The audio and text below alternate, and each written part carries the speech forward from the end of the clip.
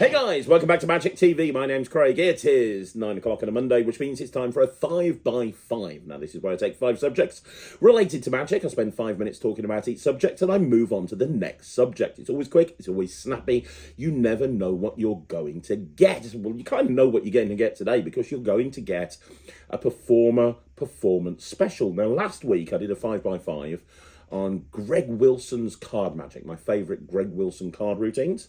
That was very, very well received, and we had a bunch of people saying, can you do it with other performers? So we're doing another one this week. You guys speak and we listen. So today I'm going to do a 5x5 on probably my favourite magician of all time, somebody who I consider to be one of the top and most underrated creators in the entire world, the legend himself, Mr. Gary Jones. Now, Gary Jones, if you don't know, has been a very busy performer, very busy creator for many, many years. I've always been a huge fan of his work, going right back to, the early days and Workers' Corner and then everything that he did with RSVP and Alakazam. He's always had very innovative approaches towards magic, and he's one of those magicians that can do everything. He can do stage, he can do close-up, he's great at sleight of hand, he's great at mentalism, self-working magic. His brain is very,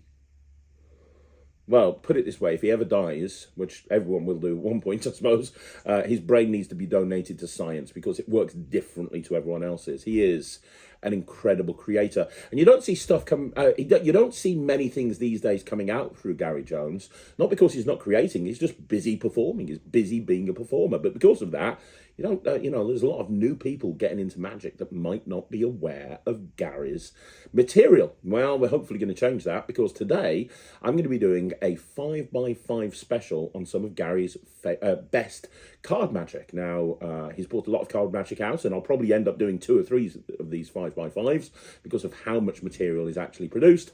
But today, I'm going to be focusing on card tricks that he published in his 2 books, Life's a Beach Volume 1 and Life's a Beach Volume 2. Now, you can get hard copies of these. They were published, I believe, by Magic Scene, Phil Short, Magic Scene. But you can also get them as a download as an ebook. And it's full of commercial close-up magic, not just card magic, but just commercial close-up magic in general. And I'm going to go through 5 routines from there that I think are amazing. Now, if you like this material, I encourage you to get the books. Do a bit of research into Gary Jones because he is a legend. But without further ado, we're going to get straight into it. And the first trick we're going to be looking at is vanishing points. Yeah. I'm going to take out of this deck the 2 red kings. Okay? Yeah. So we have the King of Hearts and we have the King of Diamonds. These are the 2 red kings. These are the most magical cards in the pack, which is why I'm going to use them. And your job is to pick a card. Now, they're all there. They're all different. You can pick any one you want to. And I'm going to show you something amazing with your card. So as I riffle down the deck, you're just going to say stop. Stop. Right there? Yeah. Can you do me a favour? Can you look at that card for me? Can you see it there? Remember the card. You've got it? Yeah. Right. You're going to remember the card, yes? Yeah. Watch. I'm going to find that card on 3 using the kings. 1, 2, 3. Remember the kings that were over there, Michael? Yeah. They were on top of the box. They've gone now, Michael. Huh? The kings were there. You saw them. Yeah, they were. Yeah, that's because now, down in the middle of the deck, there's those 2 red kings. And those 2 red kings have caught 1 card and 1 card only.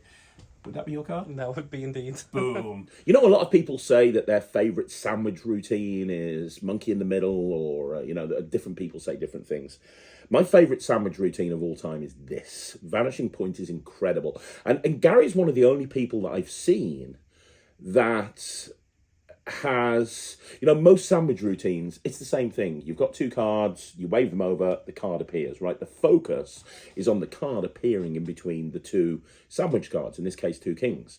What Gary's done is he's made it so that you have this beautiful moment where the kings just vanish off the table right in front of your eyes. Now, for anybody who knows Gary Jones's material and his magic, this is kind of a signature thing with Gary. You know, I'm a big fan of professional wrestling, and when you're talking about wrestling, you talk about signature spots. So in other words, you know, the things that wrestlers do, and you see them doing the same thing every time. So with John Cena, you know you're always going to see a running shoulder block. You know, you're always going to see a fish drop. You're always going to see an attitude adjustment. You know, Shawn Michaels, there was... the point is, there's certain things that typify a Gary Jones performance, and one of them is he is an absolute genius when it comes to moments of misdirection, where something happens and you just don't see it, and you kind of end up doing a double take. You'll, you know, Card Under Box is a perfect example of this. Coin Under Salt Shaker by Albert Goshman is a perfect example of this. And Vanishing Point is another perfect example. You put the kings to one side, you have them pick a card, and then you tell them that the kings are going to find the card, and when they look back down, the kings are gone, and with no moves, you spread through the deck, and the two kings are there with one card in between them, and it's their card. It is such a strong moment. It is a brilliant opener to a sandwich routine. If you are performing any type of sandwich trick, this is probably one of the best ways to do that first phase, because it's going to be so different to all the other phases, but it really gives that strong moment. And it's so commercial as well. I've done this with like 40 or 50 people around me. I've done this in parlor shows where people have been staring at me. Nobody sees anything. It's brilliant. So if you haven't seen it, it's called Vanishing Point. I believe this one is in Life's a Beach Volume 1. Although don't quote me on that, but I think it's Volume 1. And yeah, if you're looking for a really strong one-fade sandwich routine, this is it. Now, the next trick, he says, looking over at his nose surreptitiously, the next trick that we're going to be looking at is Gary's variation of probably one of the most classic Max Maven tricks of all time. It's called Bewaver, and it's based on Bewave. Let's have a look at this one. So I'm going to show this to Michael. Michael, I will tell you right now, in here there are 4 aces. I have made a prediction of which ace I think you're going to pick. Okay. This is here from the very beginning. Now, these cards are all here, they're all different. The only thing with this deck is there's no aces, because I've taken them out and put them over here in the box. Now, I'm the only person I've got here right now is Michael. So I'm going to have to do the shuffling for Michael. I'm going to have to do the cutting for Michael. But if he was here, he could shuffle the cards as much as he wanted to. There goes the phone again. Just ignore it. Michael, you've got to remind me to put that thing on Do Not Disturb, right? So the cards are shuffled. Michael would actually shuffle the cards as much as he wanted to. And when the cards have been shuffled, Michael would then pick up the cards, and he would... We call this misdirection, by the way. Nothing but professionalism here. You can see we're busy in my office. Like we're getting calls all the time. Somebody answer it. I've got staff. Where are all the staff? What are they all doing? Are they all on phone calls already? This is annoying. So I'm going to deal the cards onto the table, and I'm going to have... And you could deal them from the top. You could deal them from the bottom. You could deal them from the middle. You could deal as many as you wanted to. And any time you want to, Michael, just say... stop whenever you want. There. Yeah. You sure? That'll do. Okay, now, before we do anything else, do not disturb. Brilliant. Right, okay. Before we do anything else, think about this. You mix the cards up as much as you wanted to. Yeah. Yeah? You dealt a pile. Now, without changing the order at all, you would then deal these cards into 3 piles. Like this. 3 piles of cards. Like that. Okay. Now, you're going to pick one of the aces in here.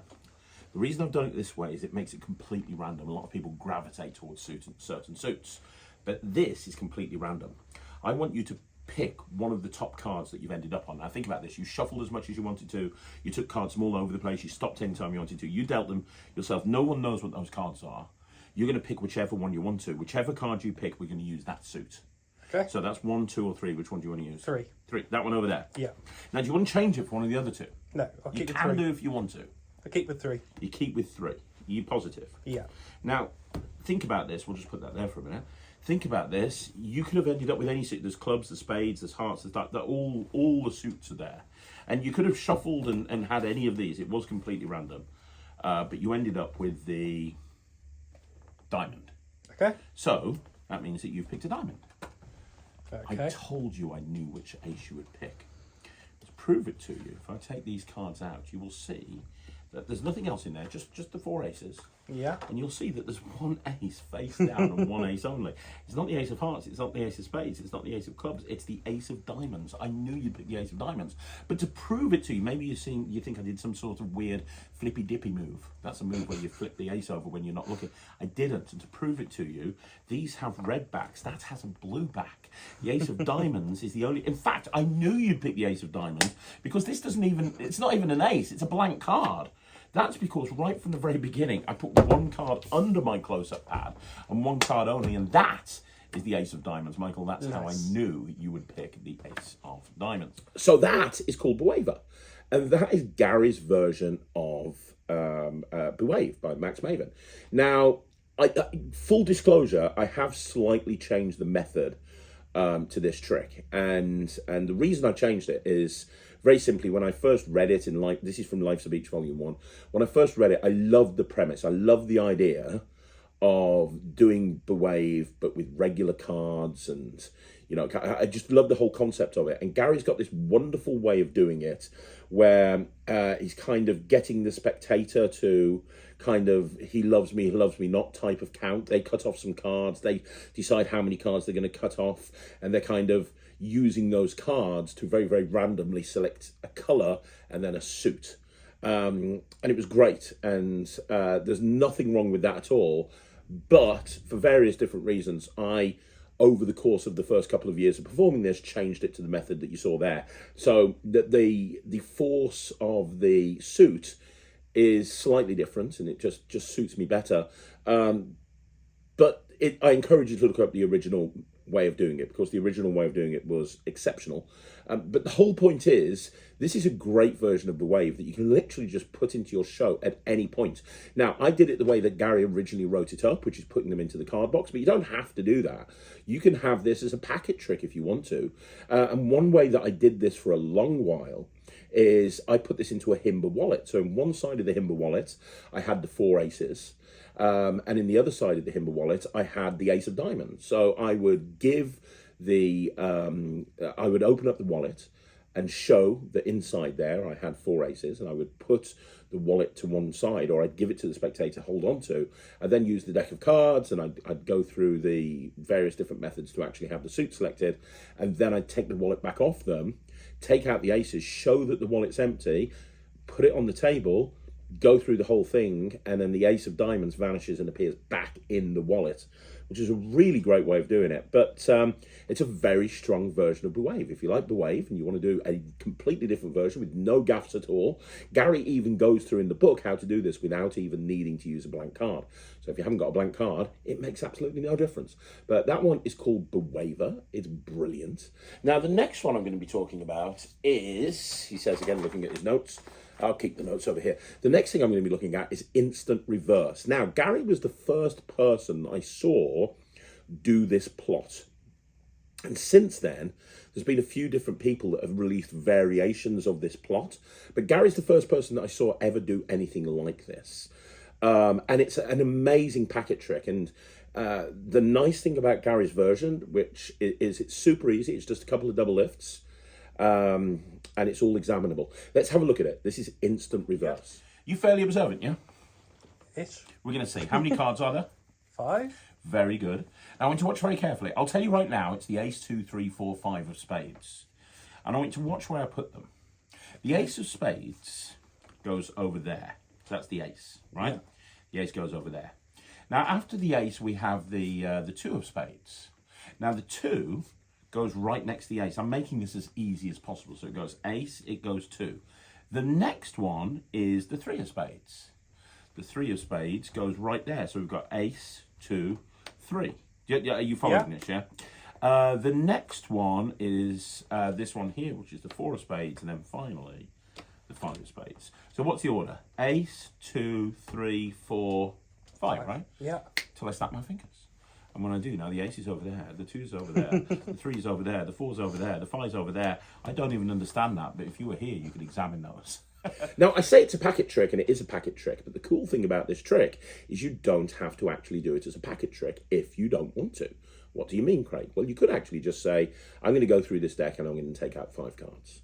And you just go through the deck and you just take out 5 cards, you put them onto the table, and you do this. There's no gaffs, there's no gimmicks. It can be done anytime, anywhere. So you could just run it from a regular deck. Absolutely not a problem. It's very, very easy to do. Like I say, it's just a couple of double lifts, but the actual effect itself is really, really strong. And I, for years, did this. Now, I've got a variation of this myself, actually, that is kind of a multi-phase thing. You end up doing it like more than once, which maybe at one point or another I'll get around to sharing with people. But this is the thing that started it all, as far as I'm concerned, and it is really, really strong. It's a great lead-in to a lot of other routines as well. You kind of say, I'm going to show you something with just 5 cards, and then you can kind of progress to a bigger card trick. But don't overlook the simplicity behind this. This is typical Gary Jones thinking, as far as I'm concerned. The most important thing to Gary is the effect on the audience. It has to be very strong magically. You know, sometimes you see some creators and, you know, the trick's good that they're showing, but it's maybe not the strongest trick. This is incredibly strong. So that's instant reverse. So we've looked at instant reverse, we've looked at vanishing points, we've looked at Bewaver. Now, this is probably my favourite Gary Jones card trick with a regular deck of cards. And by the way, I want you to notice all of these use a regular deck of cards. The first one we looked at, Vanishing Point, regular deck of cards. No gimmicks, no extras, shuffled deck. Instant Reverse, same, shuffled deck, no gimmicks, no extras. Bewaver, technically you've got a blank card in there, but he's got ways of doing it without a blank card. The next one that I'm going to share with you is Mystery Card 2.0. This is from Life's a Beach Volume 1.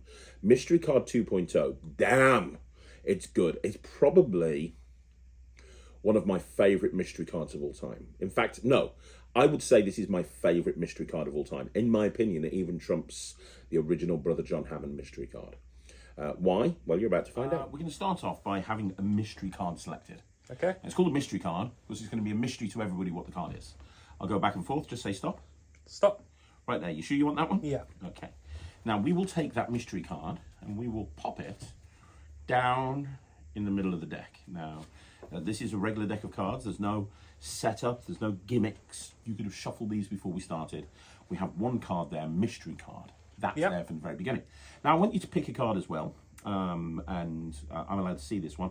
I'm going to get you to write your name in it, so maybe something with a bit of white space, but it's up to you. Let's go for the 3 of Hearts. Where would that be? 2 above the mystery card. There it is, 3 of Hearts.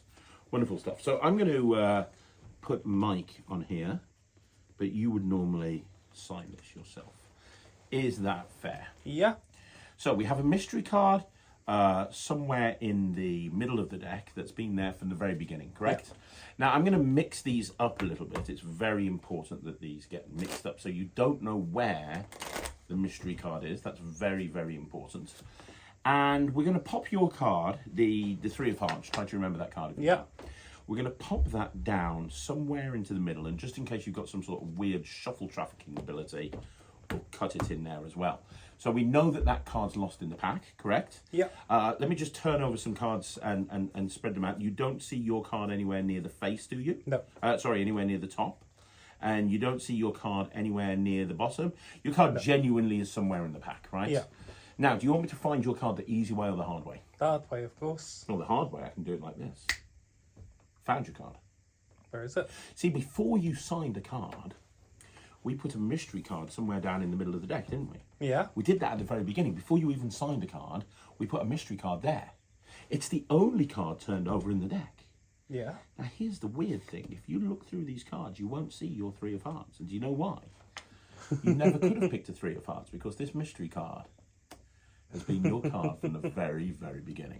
So that is Mystery Card 2.0, and what a great trick. I mean, what an absolutely barn-bustingly, stonkingly good trick. I love the fact that the mystery card is isolated, reversed in the deck from the very, very, very beginning of the trick. I love the fact that they pick the card, they sign the card, they see the mystery card in there from the very, very beginning. And then with apparently no moves, you show that the mystery card is the card that they signed.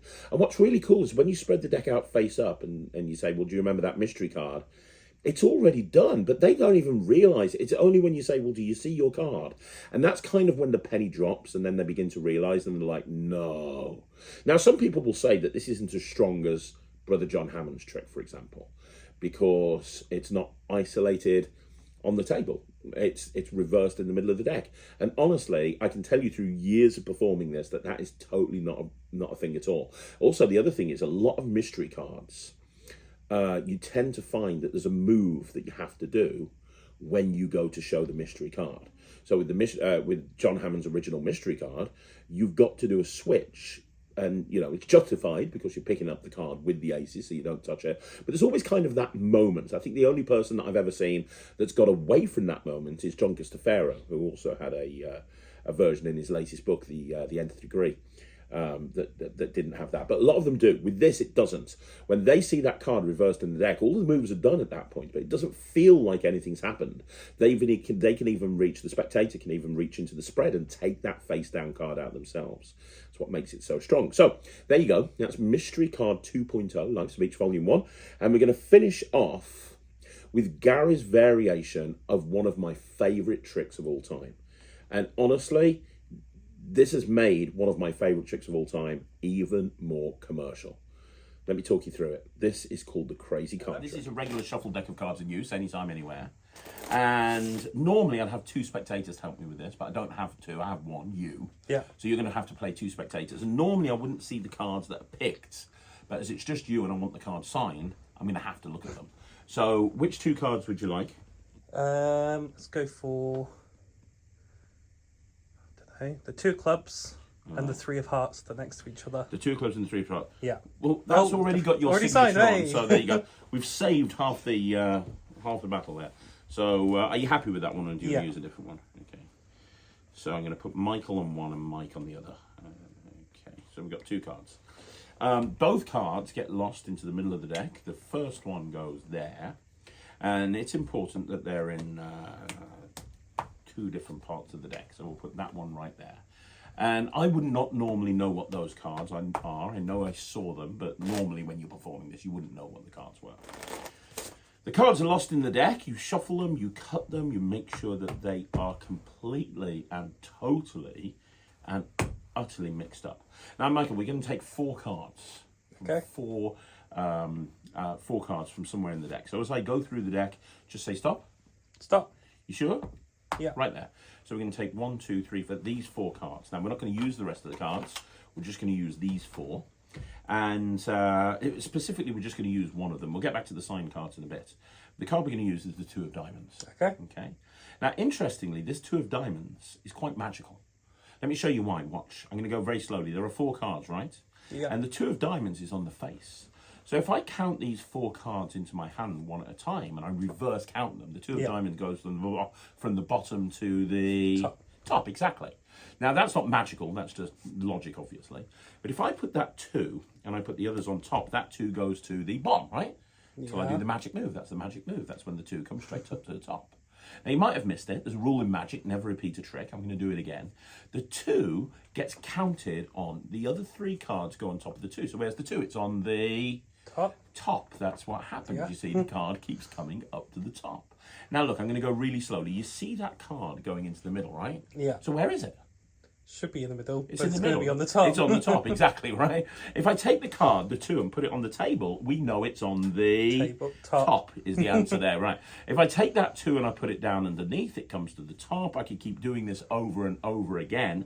But here's the thing. When I do this, people turn around to me and they say, Craig, because that's my name, I know how this works. All of the cards are the same. Somehow you made me pick 4 cards that are all the same. That's the only logical way that this can be done. And you're right, Michael, that's exactly how this is done. They are all the same. The thing is, they're all the 8 of clubs. You see, this one over here is the first 8 of clubs. This one over here is the second 8 of clubs. This one over here is the third 8 of clubs, and this one over here is the fourth 8. It means that we've got 4 8s, Michael. That's how the trick works. Just don't tell anyone I've got 4 8s. Of course, I'm lying to you. I don't have 4 8s, but I do have 4 very interesting cards, Michael. See, when I snap my fingers, you'll see what they are. This first one is a 3 of hearts that you signed your name on. And the second one over here is a 2 of clubs that you also signed your name on. This one over here is another 3 of hearts. Did you realise you signed 2 or 3 of hearts? That's weird, right? And this one here is another 2 of clubs. Did you realise that you signed like 4 cards? Most people don't realise this. That's the problem. Obviously, you're probably wondering, how is it possible for me to have 4 signed cards? And the whole thing's an illusion. You didn't really have 4 signed cards. I know this because you see I've had 2 cards in my pocket from the very beginning. From the very beginning, the 2 cards that I've had in my pocket are the 2 cards that you've signed. I just choked. The 2 cards that you signed, and that is a miracle with nothing more than a regular deck of cards. Okay, so any students of card magic will recognise that the crazy card trick is Gary's variation of Jumping Gemini by the late, great Darwin Ortiz. And I believe he published that in Card Shark, correct me if I'm wrong in the comments. And then obviously that was based on Brother John Hammond's Gemini count, right? Which was why the trick was called Jumping Gemini. Well, Crazy Card Trick takes Jumping Gemini and makes it kind of completely impromptu, because with Jumping Gemini you need 4 particular cards. Now you can take those 4 cards out of a deck if you want to. That's fine, but you still have to kind of do that and take out 4 very specific cards.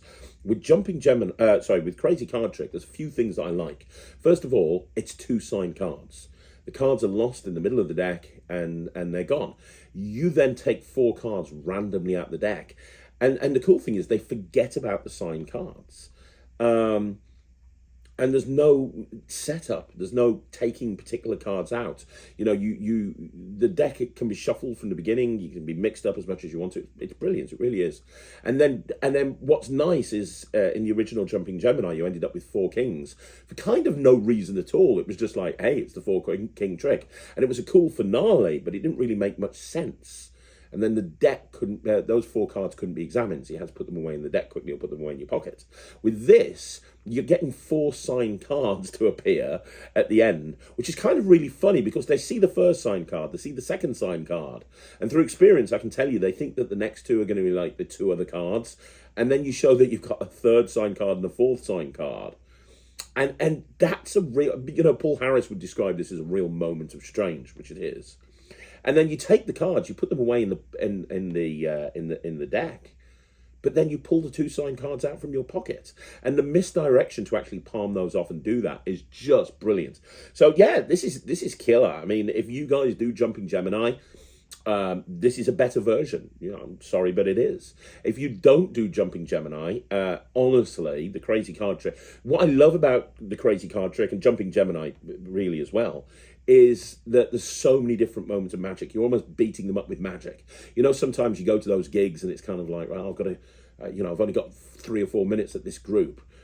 Doing this, the audience feels like they've seen like 10 or 12 magic tricks, even though they haven't. It's a great opening routine. It establishes credibility. It looks amazing. People really, attribute you to having an incredible sleight of hand, but really it's not that hard to do. So it's called Crazy Card Trick. It's by Gary Jones. You can learn it from Life's a Beach. Volume 2, I believe, and or 1, 2. Try them. Get both of them, then it's definitely in there.